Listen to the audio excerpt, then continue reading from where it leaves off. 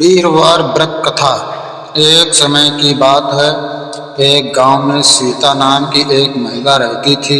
वह भगवान विष्णु की बहुत बड़ी भक्त थी। हर वीरवार तथा गुरुवार को वह व्रत रखती, पूजा करती और गरीबों को भोजन कराती थी। भगवान विष्णु की कृपा से उसके घर में सुख समृद्धि बनी रहती थी, लेकिन उसकी पड़ोसन यह सब देखकर जलती थी। एक दिन उसने सीता से कहा, तुम हर गुरुवार इतना सब क्यों करती हो?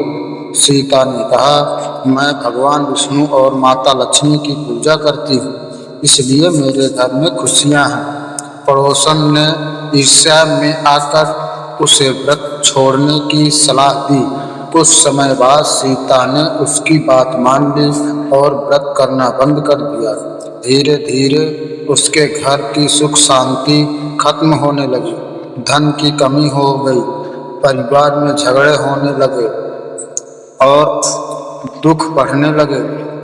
तब उसे अपनी गलती का एहसास हुआ। एक रात भगवान विष्णु ने उसे स्वप्न में दर्शन दिए और कहा, बेटी, तुमने गुरुवार का व्रत छोड़ दिया, इसलिए तुम्हारे जीवन में कठिनाइयां आई। फिर से श्रद्धा के साथ व्रत और पूजा शुरू करो। अगले ही दिन से सीता ने पूरे मन से वीरवार व्रत शुरू कर दिया। कुछ ही दिनों में उसके घर की परेशानियां दूर होने लगी, धन, सुख और शांति वापस आ गए। यह देखकर पड़ोसन को भी अपनी गलती का एहसास हुआ। उसने भी भगवान विष्णु की भक्ति शुरू की और उसके जीवन में भी खुशियां आने लगी। सीख: सच्ची श्रद्धा, भक्ति और अच्छे कर्म करने वालों पर भगवान विष्णु और माता लक्ष्मी की कृपा सदैव बनी रहती है।